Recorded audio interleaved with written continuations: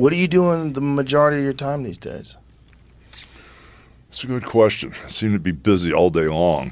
My day starts out with training every day. I train a couple hours in the morning, and everything's What kind of stuff are you doing? it's weightlifting, and everything's a compromise. I have no Olympic bars at all. And, I have a rack of dumbbells. I have straight bars and easy curl bars. And, of course, the old school Icarian machines. All my equipment's about 40 years old. The good stuff. A lot of Strive stuff, chambered cam stuff where you can train around injuries. Like for biceps that are torn everywhere and all the holes I have in me from tearing stuff that I never fixed. There's a chambered cam that you can hit the peak and the top, but you can eliminate this part if it's the weak part of your arm. Oh. Training around injuries.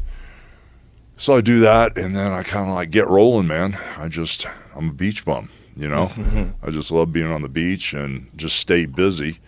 The lady I'm getting ready to marry, she changed my life. She's got 3 kids, and on paper, we've talked, 70-year-old man with a younger lady, 47-year-old lady with 3 kids, 16, 14, and 9. On paper, doesn't work at all. Because I'm just way too old for that. But I fell in love with the kids, and so I just love having people around, and fell crazy in love with her. So a lot of the stuff is her and I figuring out what we're going to do, where we're going. We love to go out and eat and hang out at the beach, and she likes to train too. And then her kids are like a full-time job, and I do a lot of stuff on the phone. I make deals on the phone.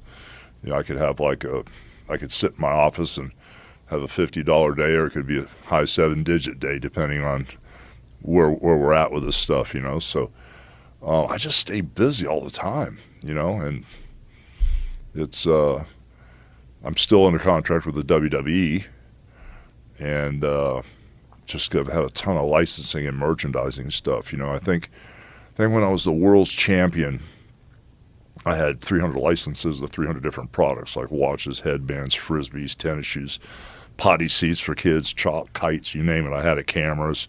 I had like 300 licensees. Now that I'm not the world's champion and I haven't wrestled for quite a long time, I've got like 800 licenses, Wow. It's just insane. It's kind of like what's old is new again, And they're kind of like, I feel like I'm the Elvis that's not dead yet.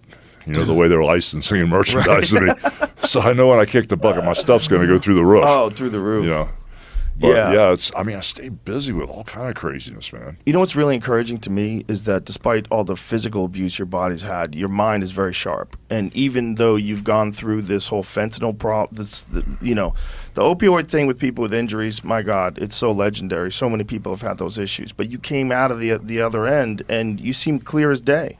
Well, I don't have an addictive personality, because I'm either all the way in or all the way out. And you got to realize that all these wrestlers, and I don't know the numbers, but, if you said football, how many wrestlers have died in the last 25 years, the number could be 10 or 20.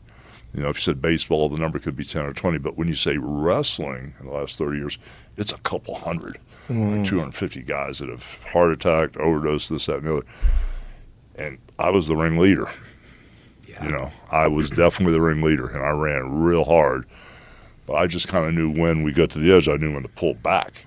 So what was this partying, or did it start with injuries and then lead to? It's the schedule. It was the schedule, first off, and not have any real rules. Because, it's like Vince McMahon runs the show, okay?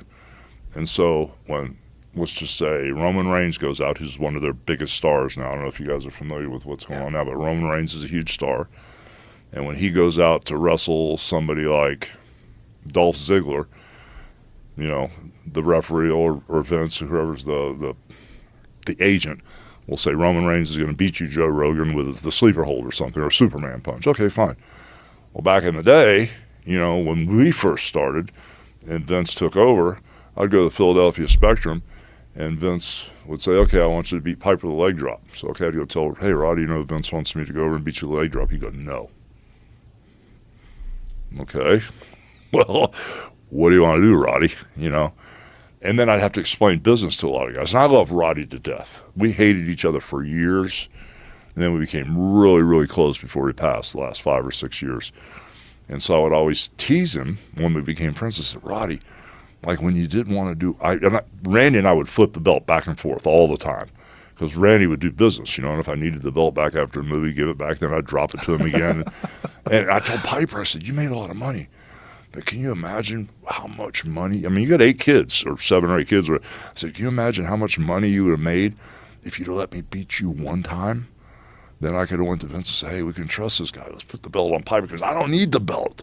Right. I got the gimmick, bro. I'm all through and my stuff. I was locked and loaded. I needed somebody to take the belt so I could chase him. Right. Because if I can put that belt on you, I see a big dollar sign there, and I'll chase your ass all over the place. Right. I said, Roddy, can you imagine how much money you would have made if you let me just beat you once?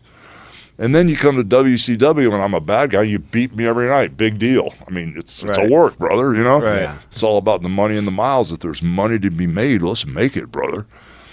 So throughout all this stuff running with these guys, I saw them all drop off, one at a time.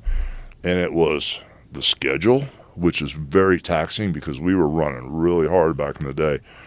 It was you could go to Austin, Texas tonight. Hey, Doc, I hurt my back. Okay, Piper or Hogan, here's 30 perks. And the next night you're in Chicago. Hey, Doc, I hurt my back. Oh, okay.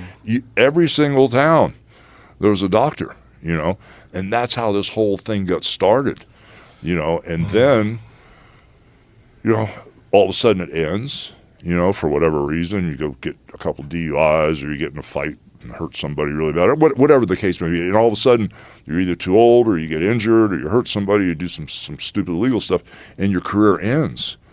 And then you go home and you don't fit in at home. Because you've been gone for 10 or 12 years, and your wife's raised the kids, and you walk in, you don't fit in. So dad's home now, so what are you doing here?